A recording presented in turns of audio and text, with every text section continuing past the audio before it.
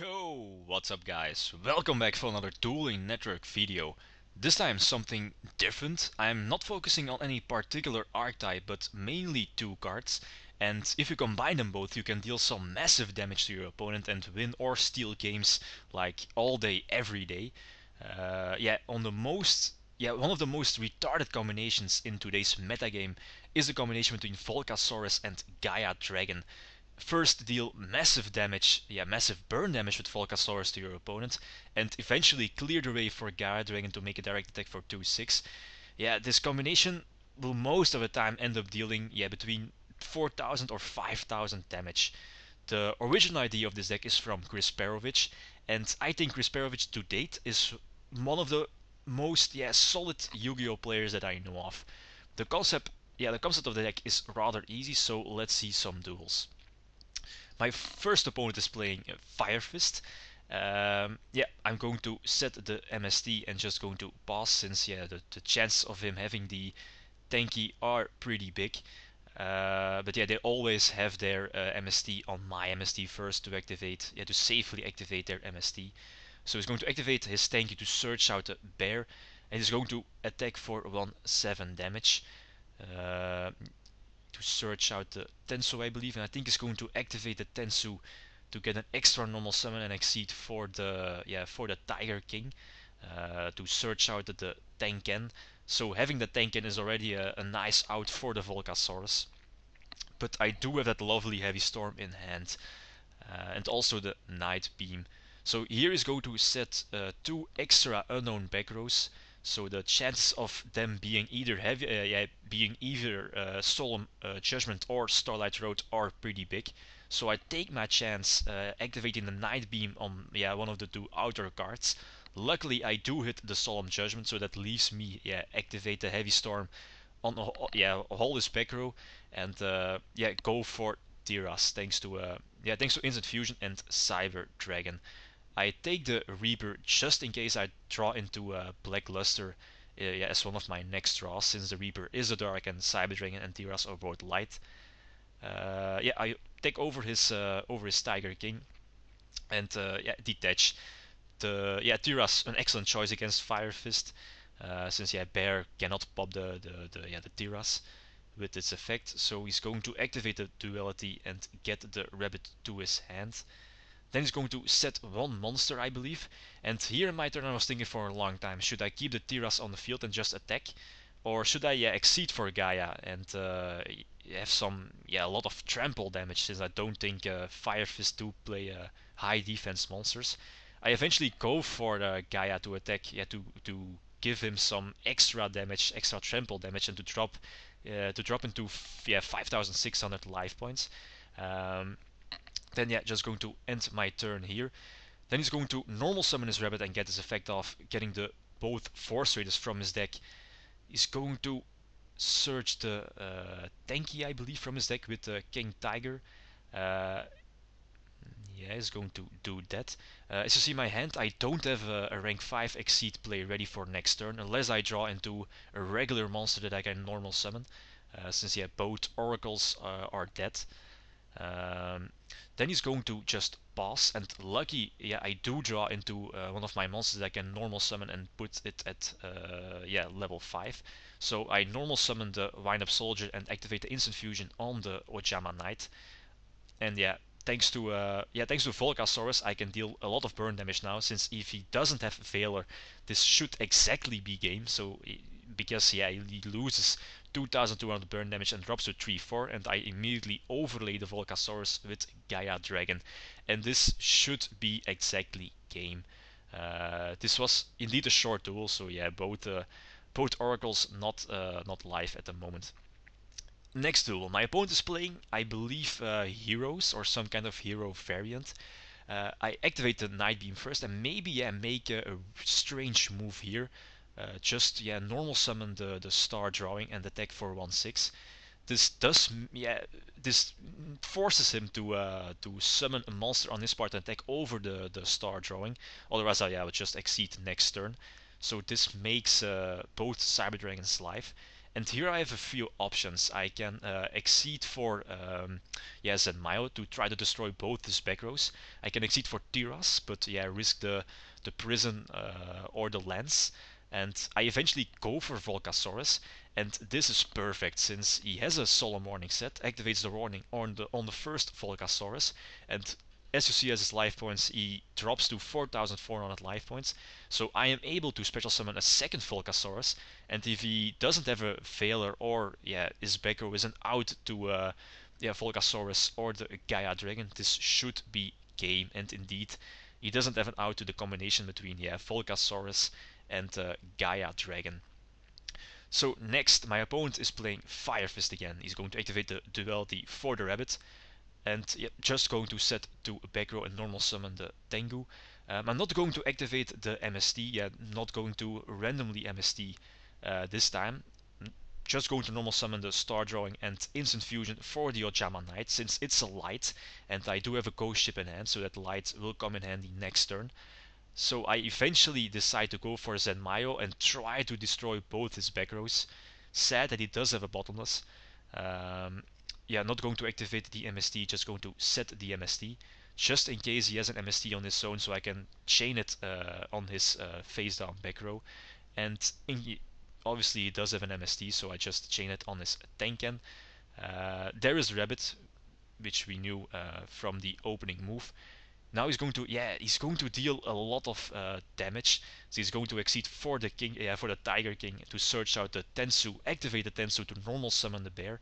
Then he's, yeah, he's going to attack with all his monsters, and I think I dropped to 1,200 life points.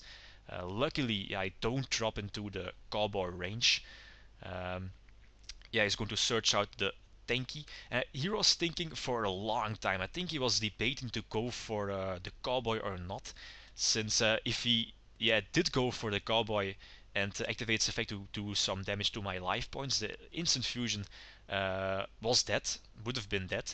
So that also wouldn't have yeah left me with a dark in my graveyard, since I do have a Reaper in my extra deck as a dark target. Um, Now, here I was thinking for a long time. We know he has a Tenken set, and I was thinking, yeah, which exceed should I make? I eventually decide to go for two Volcasauruses. So I'm going to special summon the first Volcasaurus. Yeah, we know he has a Tenken set, so that makes the first Volcasaurus pretty much null and void. So I'm going to activate the instant fusion. Yeah, I'm not going to activate the Volcasaurus just yet.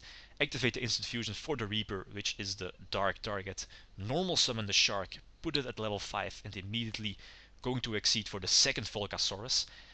Then I'm going to detach, yeah, my first Volcasaurus effect to target his Tiger King. Obviously, he's going to chain his Tenken, then activate the second second Volcasaurus effect to destroy his second Tiger King. And here I take my chance. No fear for his face down back row, since my thought process then was it's probably just an MST or a Starlight Road.